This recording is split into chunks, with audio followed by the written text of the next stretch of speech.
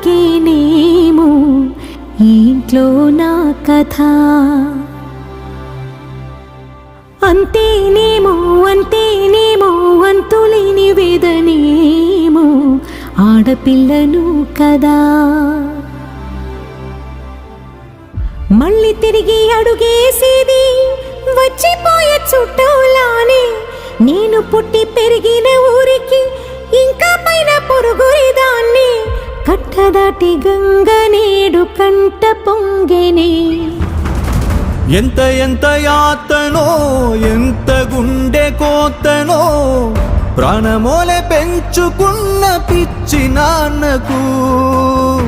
దూలమిరిగి భుజముపై పడిన పిడుగు పాటిది ఇంతకన్నా నరకం